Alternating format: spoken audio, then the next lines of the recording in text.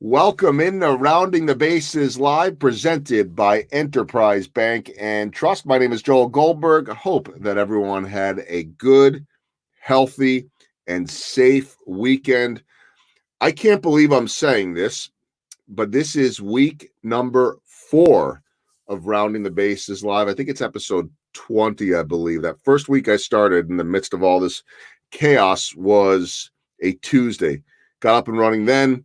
By the next week, Enterprise Bank and Trust was in as a partner of mine, and so I can't thank them enough. And they're about to get really busy again with another round of PPP funding coming, so that's good for all you small businesses out there. And I certainly know all those bankers are going to be working some crazy hours trying to help out so many of us to get this done. So I appreciate everything with my friends at Enterprise Bank and Trust, and also Casey Cattle Company, locally owned and operated, veteran owned and operated, led by former Army Ranger Patrick Montgomery. They're up in Western Missouri, and they actually made a delivery to my house on Friday, and they said that their business is just nonstop right now because everybody wants some of that Wagyu beef. And so they are definitely taking part in helping feed the Goldberg family as we are sheltering in place like so many others here in Kansas City and throughout. So check them out at Casey Cattle Company. You can also take a look at their social media. Great people, amazing food, and I'm certainly honored to be partnering with those guys. It's time right now to bring in my guest for this show. My first question to everyone is this, and I'll come clean too. Are you working out in the middle of this? Are you stress eating? If I were to answer those questions, am I working out?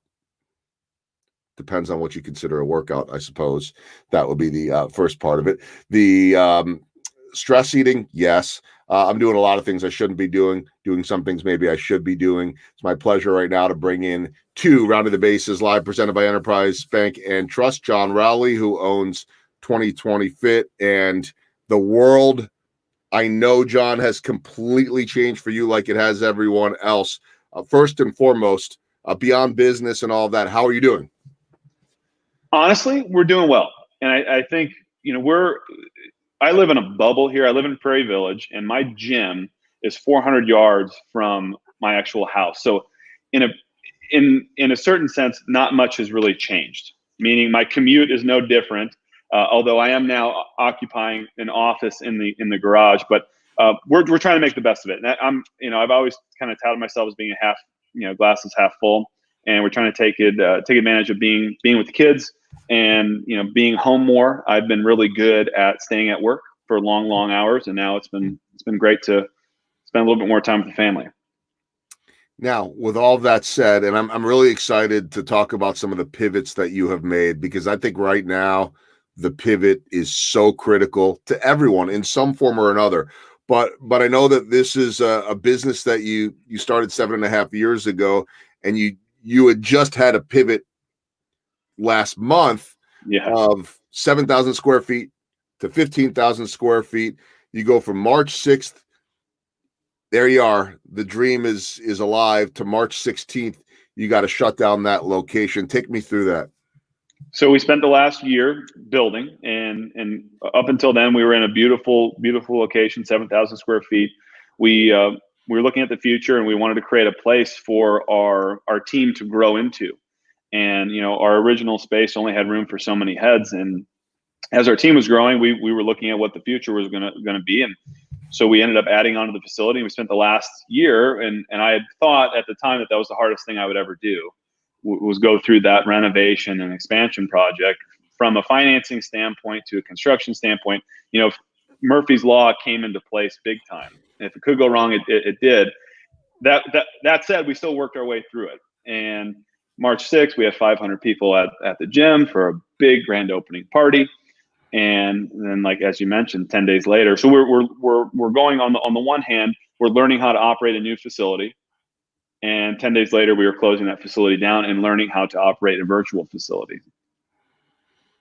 It's a lot, and I think it's a story that, in some form or another, everyone can relate to right now. I do believe that one of the pieces that makes this at least a little bit easier amidst all of the challenges is Oh man, I'm just going through the roughest of times right now. And then you sit there and think, well, so is everyone else in some form or another. True. But this was, I True. mean, this is 1 week after the fact.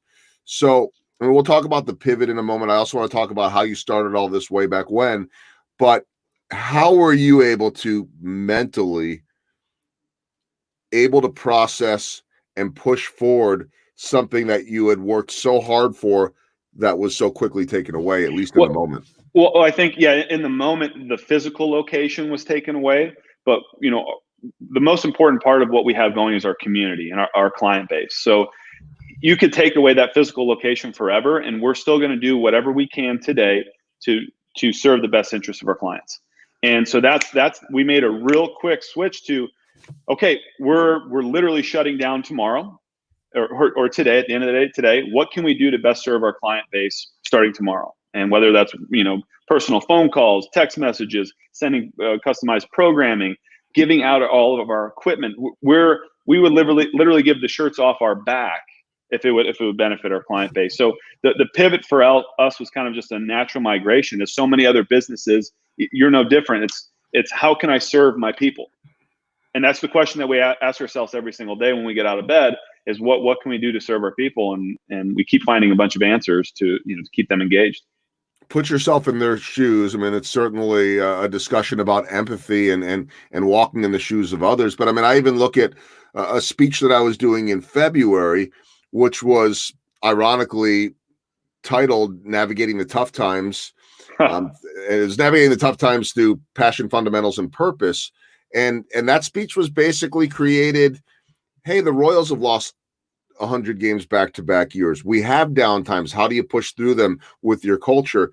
And that speech really resonated in February, but it doesn't quite, I'm learning, resonate exactly the same way virtually and with that message in February, because navigating the tough times now, while it applies to everyone, does have a different meaning of what's going on today. So Right. what was going on, and I'm curious your take on this, even what was going on 3 weeks ago may not be what it looks like today. How much are you seeing that evolve? So there was a tipping point for us when we closed down week 1. I mean, balls were in the air. We didn't know what was happening. We were getting mixed signals from the government and from local officials and from federal officials, and so we had really no idea what to do. So it was just waking up and figuring out what we could do that day. Then really, after a week and a half of that, we started to get into operating mode, where one, and I would probably bite these into like 2 or 3 day chunks now, where things start to change. And what we're seeing is that 1 week people had attention span, and we teach fitness, we teach lifestyle, we teach nutrition, and most of us have motivation that can get us through a week of quarantine, maybe 2. But then after that 2-week mark, we started to feel that the community was kind of starting to fall apart, and they're starting to stay up later, and they're starting to sleep in, and we're seeing people less in classes. So that's where we've really had to dig our claws in now the last 10 days to get people dialed back in and thinking about coming out the other end. Because we're about a week ago, we were in the middle of this thing, and it seemed as if it was never going to end. And now we can kind of see the light at the end of the tunnel. So it's our kind of job from here is to bring everybody back. All right, I want to talk to you a little bit before we get into the details of the pivot of your background, because it's a really interesting one. And you're a guy that had been mentioned to me. We were connected by Matt Benj, who is one of the great connectors and people here in this town. You know that. Yeah. I know that. And if Matt says to me, "Hey, I want you to meet somebody," I say, "Okay, let's do this." So your story's interesting. You graduated from Marquette, which was the second best university in the state of Wisconsin. I'll actually agree, and for the reason that you guys have a football team. That's true. That was hard. It honestly was hard. But although I will say that many years your basketball team is superior, at least in the head-to-head. I say that right. A lot of times we end up further. Okay, that's a whole other discussion. By the way, I did see total sidebar. My brother showed me a T-shirt that said something like "We're national champions," because like an ESPN, service or whatever, one of those analytic things decided that Wisconsin was going to win it. Congratulations! Tournament. So we finally did it. I think it's been since 1941. So congratulations to us. Way to go. But That's great. yeah, that's pretty good. So, okay, a degree in accounting financing, property management. You told me that you were in Colorado teaching skiing. You're at Accenture, IT consulting. So how in the world did you end up with this? Great question. So accounting and finance, I didn't that you could translate that to I had no idea what I wanted to do. And I figured that those two skills might be marketable, and I could always go get an accounting job or bookkeeping or be able to figure some things out. But in the long run, I knew I wanted to operate a business. And so, long story short, I was doing Ironman triathlons, which are they're insane. It's a 2.5 or 2.4 mile swim, 112-mile bike ride, and then you run a marathon at the end of the whole deal.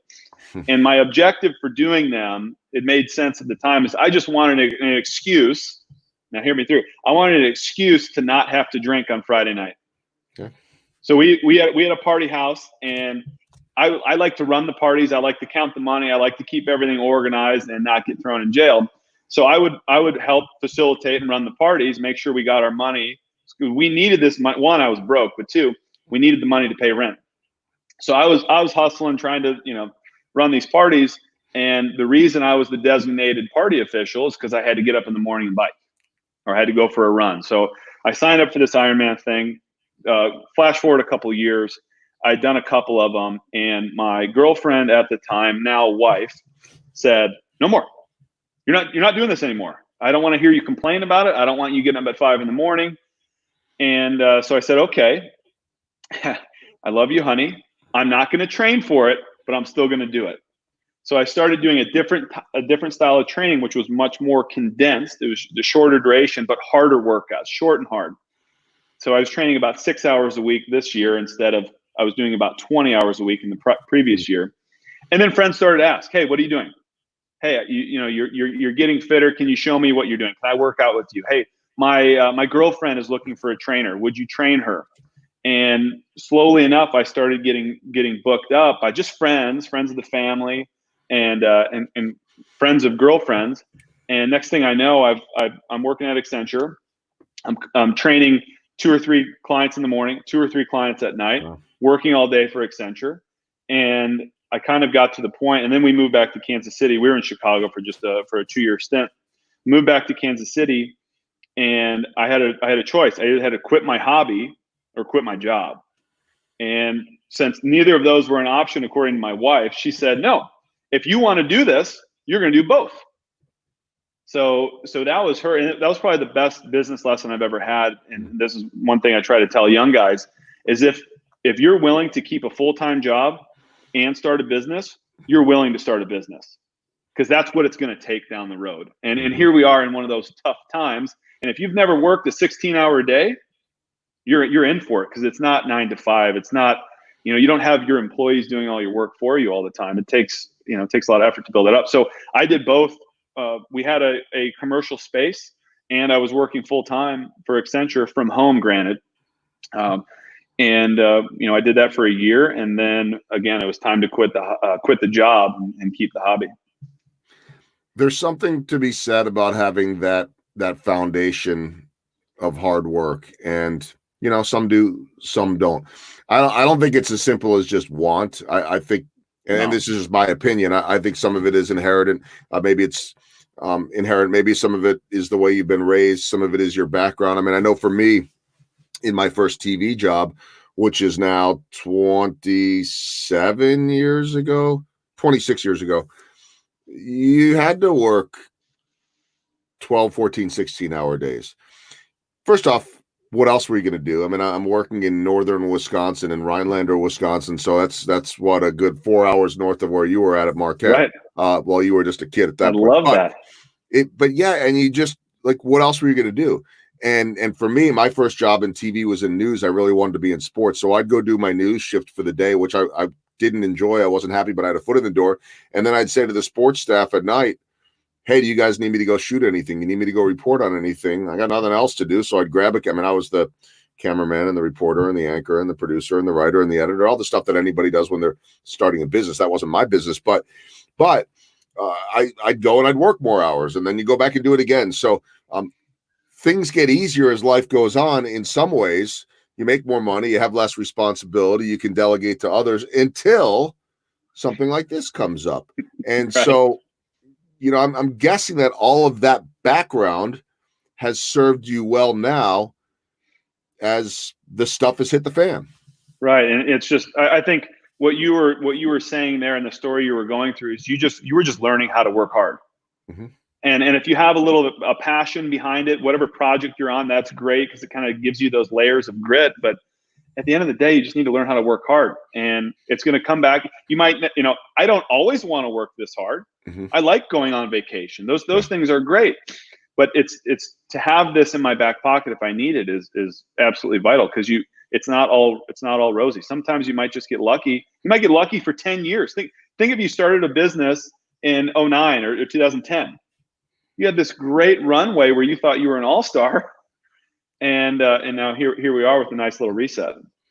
Well, here you were last month realizing this massive project that finally came to completion. You're talking about community, and then you're having to pivot. I want to talk about the pivot in a second, but I just want to get back to the mental side because you said you're a glass half full guy.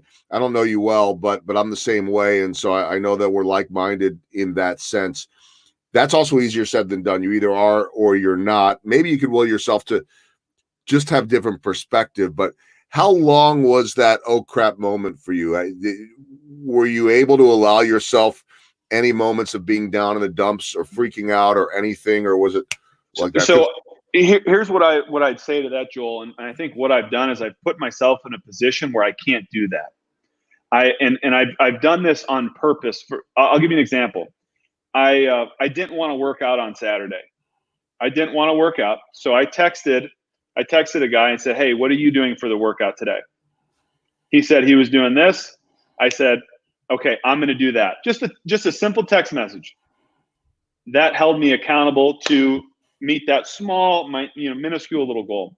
And I think with where we are right now is I've built our community up to a point now where I can't let up. I don't have that option. I've kind of pigeonholed myself to at least try to be, or always put everything I can forward to be the positive light that we're going to make it through this. So I'll be honest with you. I've probably brainwashed myself enough by believing that's kind of what I feel in every cell in my body. And were there moments there when when we thought we might be shut down until July or August or 18 months? You've heard all these crazy scenarios, and like deep down the bottom of my soul, we're going to work our way through this. And I think what I've told our staff is, everybody's worried right away about layoffs. So one, you're not growing the business, you're losing people. People are falling on tough times. Oh, and you doubled your mortgage, and the business isn't growing. So you've got all of these, these colossal waves kind of crashing on you at the same time. But what I've told our staff is, now more than ever, now we need to continue to add value. What can we do to add value? If we all add value, we all will continue to have employment. And so that's, I've just been pounding it and just trying to hustle and stay positive. So have there been stressful moments? Yes, but there hasn't been that the walls are caving in. We need to recede here. All right, so let's talk about adding value. I'm going through the same thing right now. No one's going to hire me to do a speech on stage. There's no stage to get on. Everyone's a little hesitant to hire someone to speak virtually because it's totally different. What are we looking for? Everyone is looking for something, though. But at the same time, I've said this over and over again on this podcast, you got to be really careful selling to people right now. Everybody's dealing with stuff, and it's hard to say no. And everyone is so focused, hyper-focused on survival and treading water and pivoting and all of that, that it's really stressful when people are asking you for stuff. My very quick pivot was to stop asking or wondering, hey, could there possibly be some business here for me? And just start reaching out and saying, how can I help you? What can I do to make things easier for you? Can I offer this, or this? How have you changed with that? So we had a model that we call our concierge coaching model. And this was basically designed for somebody who needs personal one-on-one attention. We operate a group class organization. So you come to classes, you're going to get individual training in a group environment. Okay. With the concierge program, you get weekly one-on-one meetings with a coach. So I can look you in the eyeballs and say, hey, you're falling off here. This was going really well. Try this with your nutrition, perhaps, and maybe try this mix of classes so that you're getting the correct program for you. Well, we had to go to right away concierge for everybody. Everybody's in. You mentioned this. Everybody's in a different state right now. I got people who just want me to talk to them once a week and ask them how they're going. I've got people who want to hear from me every day. I've got people who want customized programming specific to the equipment that they have. And, I've got people who are just doing running programs right now and they want something specifically for that. So what we've had to do is just meet everybody where they are. And, in a given week, I might have a one-on-one session. We might not talk about fitness at all. It might be the emotional toll that it's having on her family and being surrounded by her kids, where she used to have that break in the day, where the kids would be at school. Now they're chomping at her all day long. So we're just trying to meet our clients where they are and help them navigate through this from not only from a fitness standpoint, from a lifestyle, a holistic, health approach. Which we all need right now, which leads me to a little bit of advice. And if anybody wants to send a message, and you can, sometimes we get a few comments. A lot of times people are watching this later on, so obviously we can't answer those questions or comments after we're live. Although I'll again ask everyone, share these. These are important conversations that we're having right now. Let's just we'll take me, but it could be anybody. Like so many people, I'm sitting and looking at this little green dot on the top of my MacBook. And Right. I've looked into cameras for 25, 26 years. It's never been as hard as this. I'm not looking at this big camera, and I'm not having moments where the camera cuts away to other things or video. I'm staring into this little green light Yes. with a light behind it and the headaches that come with it. In this little room that I've sequestered myself into all day long. It's part of the pivot. I'm grateful that I have it. Right. But it's also, I could be in here for 5 hours without that break. There's a window in here, and when I'm off with you, I'll open the blinds. I don't want to mess with the sunlight coming in and out. And that's like a little moment for me. Like, let's look outside. What can guys and gals like me that are locked into a room staring at a computer all day do for themselves? Well, before we came on air, you hit it. You hit my point number one that I'm telling everybody, which is go outside. I don't care what you do. I don't care how you do it, but we need to get some. I mean, now that the weather is clearing up, it was a little rainy this morning, but just get outside and get fresh air. And what I'd say is it's not necessarily going for a run, because you're not going to want to do that every day typically, but it's getting out and going for a walk, after a meal. I know that's incredibly beneficial for me, because what I find myself doing, have you ever done this, Joel, where you walk up to the refrigerator and you open it? And you don't know why, you end up there and you open the refrigerator and you go, what was I looking for? Well, I'm not looking for anything. It's just out of habit. So what I recommend is not only get outside, but do it after meals, so that you give yourself some time to digest and actually realize that you are pretty full, and then to go out and burn a little bit off. I'm not saying go for a run after a meal, but just get outside and get fresh air.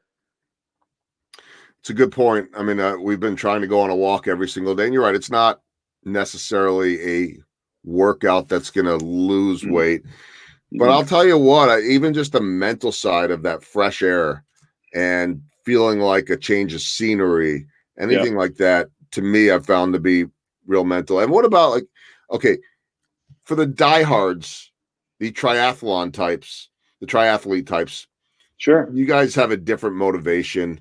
You have something where it's fleeting. It's fleeting though. It's okay.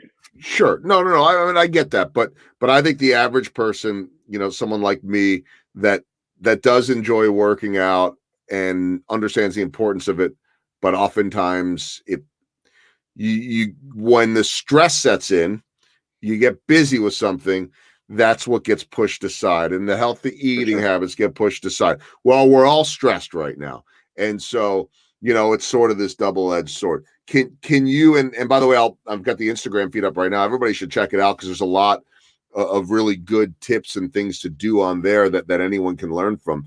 But are you of the belief that just a 5 minutes, some push-ups and some sit-ups, or some jump roping in place, or whatever it is, like, people are at home right now. I know my son is like, why can't we get a rack for me to do some lifting and this and that? I'm like, well, we're not doing that right now. And then, he wants to be able to do some things. Can you just do 5 minutes? Is that better than nothing? Well, so that's my note is on this is do what you will do. Sounds like the dumbest advice you've ever heard, but if it's a 2-mile walk and you'll do that every day, do it. If it's 50 push-ups, do it. If it's 10 of something, I literally have over my, well, you can't quite see it. I've got a little list where my objective every day, Joel, I'm not even kidding, is to do 10 pull-ups. For people, for people who are consider themselves fit, they'll go, well, that doesn't sound like many. It's 10 reps. A lot of times I'll do 2 at a time, but it's something. So I think the biggest thing that I would push is one, do what you're going to do. Don't set crazy, unrealistic goals right now.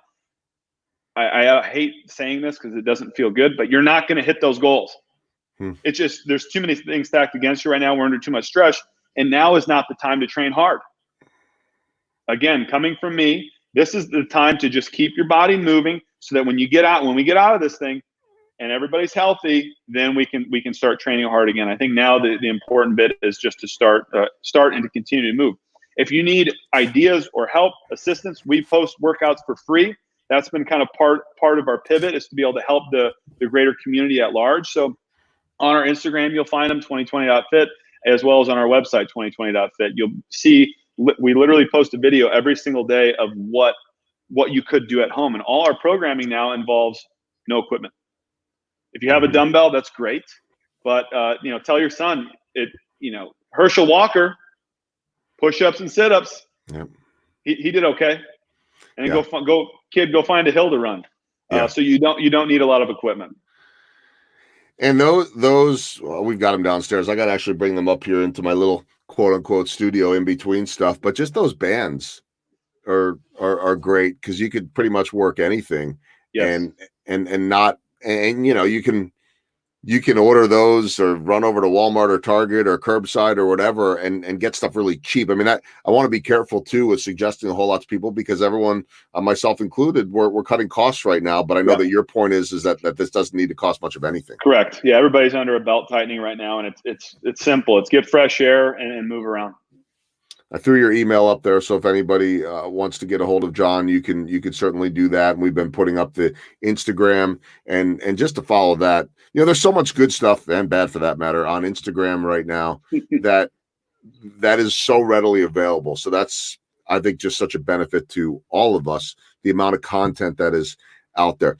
As we wrap things up, tell me what you think the future looks like. I'm not asking you to read crystal balls. I'm not asking for deadlines. Everybody asks me every day when baseball is coming back, and I'd be lying if I gave you a date.